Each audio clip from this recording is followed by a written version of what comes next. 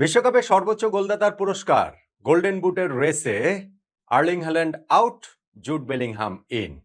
Top 5 এর কথা যদি আমি বলি, কিন্তু সত্যিকার অর্থে রেসটা কি ওই টপ 2 মধ্যেই না?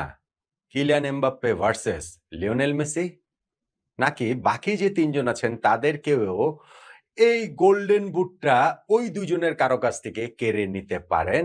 এই বিশ্বকাপ যখন সেমিফাইনাল পর্যন্ত চলে গিয়েছে, তখন এইখানটাতে আমি আমার মতো করে যদি একটা ফেভারিট র‍্যাংকিং এর মতো করি, সেইটা আসলে কিরকম হবে?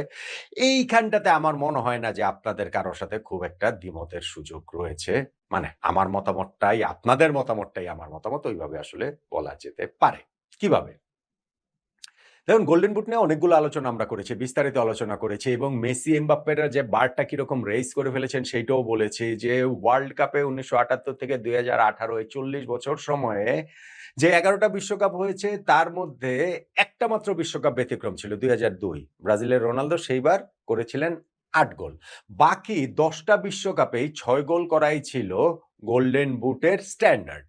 মানে ওই ১০ বিশ্বকাপের মধ্যেও ৮ বিশ্বকাপে সর্বোচ্চ গোলদাতা ছিল ৬ গোল করে, আর ২ বিশ্বকাপে সর্বোচ্চ গোলদাতা ছিল ৫ গোল করে। ইনফ্যাক্ট ২০১০ বিশ্বকাপে তো ৫ গোল করে ৪ জনের ছিল, সর্বোচ্চ গোলদাতা ৪ জনের। এবং সেইখান থেকে থমাস মুলার গোল্ডেন বুটটা জিতেছেন তিনি টাই ব্রেকে গিয়ে বেশি অ্যাসিস্ট থাকার কারণে। তো সেইখান থেকে বারটা রেইস করেছেন গত বিশ্বকাপে ২০২২ সালে মেসি এবং এমবাপ্পে। এমবাপ্পে ৮ গোল করে গোল্ডেন বুট পেলেন এবং মেসি সেখানটাতে ৭ গোল করেছিলেন, তার ঠিক পেছনেই ছিলেন।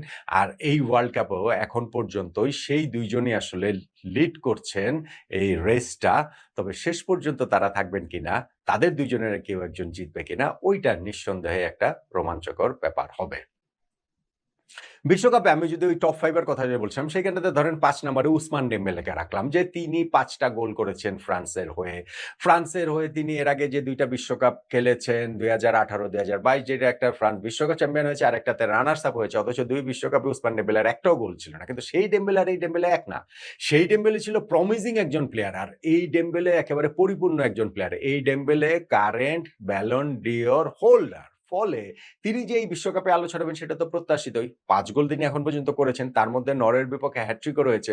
ফলে আমি এখন এই গোল্ডেন বুটটার রেসটাতে তাকে ৫ নম্বরে রাখলেও সেমিফাইনাল, ফাইনালে যদি ডেম্বেলে ঝলসে ওঠেন, তিনি যদি ধরেন আবারও ওরকম একটা হ্যাট্রিকের মতো কিছু করেন কোনো একটা ম্যাচে, হতে পারে। এটাকে একেবারেই রুলড আউট করে দেওয়ার কোনো সুযোগ নাই। তবে ২ টা মাত্র ম্যাচ বাকি তো। এই মুহূর্তে যারা লিড করছেন তাদের চেয়ে ৩ গোল পিছিয়ে আছেন তো। সেই কারণেই এইটা আসলে পুষে নেওয়াটা ডেম্বেলের জন্য কঠিন হবে। সে কারণেই তো তাদেরকে আমি ৫ নম্বরে রাখলাম। ৪ নম্বরে ধরেন হচ্ছে গিয়ে ইংল্যান্ডের জুড বেলিংহাম। জুড বেলিংহাম এইখানটাতে নিউ এন্ট্রি আমি বলছিলাম, কেননা ছিলেন যে আর্লিং হ্যাল্যান্ড, তিনি ৭ গোল করেছেন কিন্তু তার গোল সংখ্যা বাড়ানোর উপায় নাই।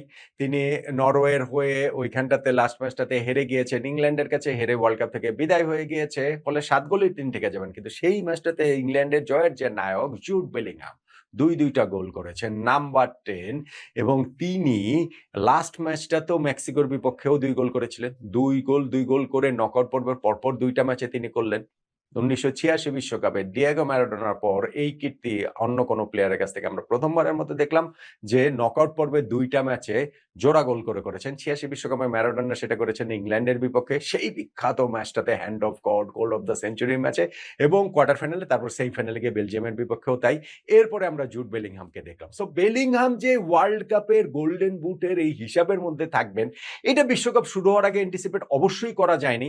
ইনফ্যাক্ট আপনি যদি নকআউট পর্ব শুরুর আগে, অবশ্যই করা যায়নি। কেননা ওই তার ২ টা করে তার ২ টা মাত্র গোল ছিল রাউন্ড অফ 16 শুরু হওয়ার সময়। কিন্তু ওই রাউন্ড অফ 16 এ কোয়ার্টার ফাইনালে ২ দুগুণে ৪ গোল করে জুড বেলিংহাম এখন এই রেসটাতে চলে এসেছেন। যদিও আমার ধারণা যে আসলে শেষ পর্যন্ত গোল্ডেন বুট জেতাটা আসলে তিনি হয়তোবা নাও পারতে পারেন, এই কারণে তাকে আসলে ইনফ্যাক্ট আমি ৪ নম্বরে রেখেছি। ৩ নম্বরে রেখেছি হ্যারি কেন। তারই ইংল্যান্ড সতীর্থ, তারও ৬ গোল জুড বেলিংহামের মতোই। কিন্তু যেহেতু স্ট্রাইকার, তার গোল করার সম্ভাবনার জায়গাটা আরো বেশি। সেই কারণেই তাকে একটু বেলিংহামের চেয়ে এগিয়ে রাখলাম। যদিও গত ২ টা ম্যাচেই বেলিংহামের ২ দুগুণে ৪ গোল রয়েছে এবং এই ২ টা ম্যাচে ধরেন হচ্ছে গিয়ে হ্যারি কেনের রয়েছে ১ গোল। তো সেভাবে বললে তো বেলিংহামকে একটু উপরে রাখার কথা। কিন্তু কেইনকে রেখেছি কারণ তিনি পিওর স্ট্রাইকার, পিওর নাম্বার ৯, এবং তার এই ২ টা ম্যাচেও ওই মেসি এমবাপ্পেকে ওভারটেক করার চান্স রয়েছে এবং সেই জায়গাটা থেকে আসলে হ্যারি কেইনকে ৩ নম্বরে রাখা। আর ২০১৮ বিশ্বকাপে তিনি গোল্ডেন বুট জিতেছিলেন। তিনি যদি এবার জিততে পারেন তাহলে প্রথম ফুটবলার হিসেবে ২ টা বিশ্বকাপে গোল্ডেন বুট জয়ের রেকর্ড হ্যারি কেইনের হবে। যেই সুযোগটা ইনফ্যাক্ট কিলিয়ান এমবাপ্পেরও আছে। কারণ এমবাপ্পে ২০২২ বিশ্বকাপে সেই গোল্ডেন বুটটা জিতেছিলেন। লিওনেল মেসির কিন্তু নাই। কারণ লিওনেল মেসি কিন্তু এখন পর্যন্ত বিশ্বকাপে গোল্ডেন বল ২ বার জিতেছেন। গোল্ডেন বুট সর্বোচ্চ গোলদাতার পুরস্কার একবারও কিন্তু জিততে পারে নাই। ওই হাতছানিটা মেসির সামনে রয়েছে।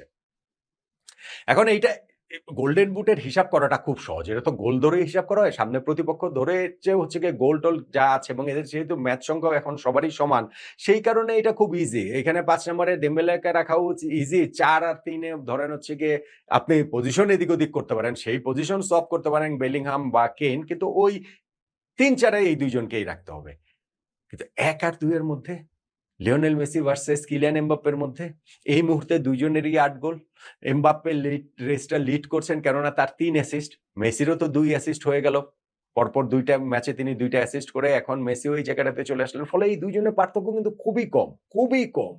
৮ গোল, ৮ গোল, ৩ অ্যাসিস্ট, ২ অ্যাসিস্ট এবং ২ টা করে ম্যাচ বাকি। ধরেন কিলিয়ান এমবাপ্পের ম্যাচ বাকি সেমিফাইনালে স্পেনের বিপক্ষে। সেই ম্যাচটা যদি জিততে পারে ফ্রান্স তাহলে ফাইনালে গিয়ে খেলবে আর্জেন্টিনা বা ইংল্যান্ডের বিপক্ষে। ফ্রান্স যদি সেই ম্যাচ হেরেও যায় তাহলেও তৃতীয় স্থান নির্ধারণী খেলাটাতে গিয়ে তারা খেলবে। কারণ সেখানটাতে এমবাপ্পে খেলেন কি খেলেন না সেটা অন্য আলোচনা। ডেম্বেলের ক্ষেত্রেও সেটা বলা যায়। ফলে ওইটা একটা কিন্তু ২ টা ম্যাচ কাগজে কলমের হিসাবে রয়েছে। একই কথা লিওনেল মেসির ক্ষেত্রে সেমিফাইনাল ম্যাচটা খেলবেন ইংল্যান্ডের বিপক্ষে। সেই ম্যাচ জিতলে ফাইনালে ফ্রান্স বা স্পেনের বিপক্ষে। সেই ম্যাচ হেরে গেলেও তৃতীয় স্থান নির্ধারণী ম্যাচে খেলার সুযোগ রয়েছে। ফলে ২ টা করে ম্যাচ রয়েছে প্রতিপক্ষ বিবেচনায় সবকিছু যদি আমি রাখি তাহলে এই জায়গাটাতে কাউকে এগিয়ে পিছিয়ে রাখার সুযোগ আসলে ওই অর্থে নাই। লিওনেল মেসি এবং কিলিয়ান এমবাপ্পেকে একেবারেই সমানে সমান রাখতে হবে। কিন্তু আমার কাছে আমি যেহেতু গত ওই ফেভারিট র্যাঙ্কিং বলেন বা গোল্ডেন বুটের রেস বলেন এগুলো অনেকগুলো করেছি, অনেকগুলো জায়গা থেকেই করেছি। এইবারের বিশ্বকাপে ধরেন কিলিয়ান এমবাপ্পে তিনি এখন পর্যন্ত যেই যতগুলো ম্যাচ খেলেছে সবগুলো দলই তো খেলেছে। গ্রুপ পর্বের ৩ টা ম্যাচ, নকআউট পর্বের ৩ টা ম্যাচ, যে ৬ টা ম্যাচ। ৬ টা ম্যাচের মধ্যে কিলিয়ান এমবাপ্পে কিন্তু ৫ টা ম্যাচেই গোল করেছেন। গোল করেন নাই শুধুমাত্র ওই নরওয়ের বিপক্ষে গ্রুপের শেষ ম্যাচটাতে। লিওনেল মেসিও ৫ টা ম্যাচেই গোল করেছেন। গোল করেন নাই শুধুমাত্র সর্বশেষ ম্যাচটাতে সুইজারল্যান্ডের বিপক্ষে প্রথম ৫ ম্যাচেই তিনি গোল করেছেন। ফলে এই জায়গাটাতে কাউকে খুব এগিয়ে পিছিয়ে রাখার সুযোগ নাই। কিন্তু আমার কাছে আসলে এই রেসটাতে এই মুহূর্তে কিলিয়ান এমবাপ্পে লিড করছেন একটা মাত্র অ্যাসিস্ট বেশি হওয়ার কারণে আমি এমবাপ্পেকে এগিয়ে রাখবো। আমার কাছে এখনো মনে হয় ওয়ার্ল্ড কাপ শুরু হওয়ার আগেও মনে হয়েছে, মাঝখানে যে গোল্ডেন বুট নিয়ে আলোচনা করছি সেখানেও মনে হয়েছে যে শেষ পর্যন্ত এই গোল্ডেন বুট জয়ের চান্স কিলিয়ান এমবাপ্পের অনেক বেশি। দেখেন গোল্ডেন বলের হিসাবটা আলাদা। গোল্ডেন বলের ওই জায়গাটাতে ধরেন যেই দল বিশ্বকাপ জিতবে সেই দলের কোনো একটা প্লেয়ারের বা এরকম মেইন প্লেয়ারের ধরেন এই এমবাপ্পে, ধরেন এই মেসি, ধরেন এই জুড বেলিংহাম বা হ্যারি কেইন, তাদের গোল্ডেন বল জয়ের চান্সটা অনেক বেশি। দলের সাকসেসের সঙ্গে সেইটা অনেক বেশি রিলেটেড। কিন্তু গোল্ডেন বুটের হিসাবটা দলের সাকসেসের সঙ্গে রিলেটেড তো বটেই। গোল না করলে দল গোল না করলে আর প্লেয়ার গোল করবেন কিভাবে? বিষয়টা তো ওইরকমই। বাট স্টিল ওইটা অনেক বেশি হচ্ছে অনেক ভিজিবল। ওইটা ইন্ডিভিজুয়াল জায়গাটা অনেক বেশি হচ্ছে গিয়ে মানে প্রবল গোল্ডেন বলের চেয়েও। সো সেই জায়গাটা থেকে আমার কাছে মনে হয় যে গোল্ডেন বুট এই বিশ্বকাপের সর্বোচ্চ গোলদাতা যে পুরস্কার ২০২২ এ রিপিট করবে সেই জায়গাটাতে কিলিয়ান এমবাপ্পেই আমার কাছে এই মুহূর্তে একটু হলেও এগিয়ে আছেন লিওনেল মেসির চেয়ে। আমার টপ ৫ গোল্ডেন বুট জয়ে এই মুহূর্তে দাঁড়িয়ে নাম্বার 1 ফ্রান্সের কিলিয়ান এমবাপ্পে, নাম্বার 2 আর্জেন্টিনার লিওনেল মেসি, নাম্বার 3 ইংল্যান্ডের হ্যারি কেইন, নাম্বার 4 ইংল্যান্ডের জুড বেলিংহাম এবং নাম্বার 5 এ উসমান ডেম্বেলে ফ্রান্সের, যার চান্সটা আসলে অনেক কম।